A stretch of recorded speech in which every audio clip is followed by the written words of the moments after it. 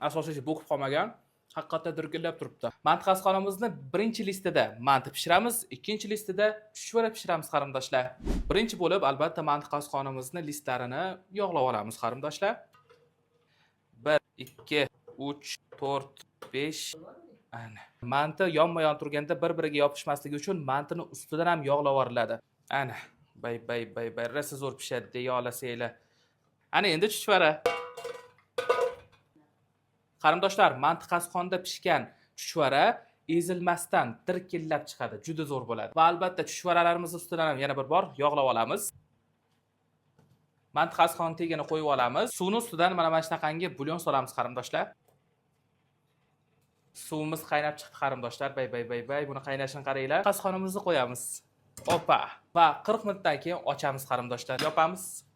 Chuchvaramiz hamda mantimiz pishdi qarindoshlar. Bay. Buni qaranglar. Birinchi bo'lib chuchvarani yeb ko'ramiz, buni chiroyliligini. Asosiysi bo'kib qolmagan.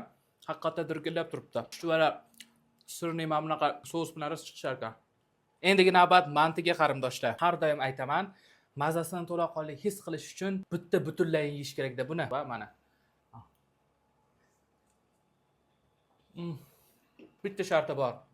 Bunaqa butun yeyish uchun og'iz ham katta bo'lishi kerak qarindoshlar. Kichkina og'izga yeb bo'lmaydi. Xullas, rosa zo'r chiqibdi. Qarindoshlar, aynan mana shu Chin bozor do'konimizdagi shiringina bo'lgan mantiqasxonchamizni narxi atigi 210 ming so'm va albatta bu mahsulotni siz butun O'zbekiston bo'ylab aynan mana shu telefon raqam orqali buyurtma bersangiz butun O'zbekiston bo'ylab yetkazib beramiz yoki o'zingiz eski Chinna bozor 7-qator 16-do'konda joylashgan Chin bozor do'konimizga kelib mantiqasxonamizni shundoq o'zingiz ko'zlaringiz bilan ko'rgan holatda sotib olishingiz mumkin qarindoshim.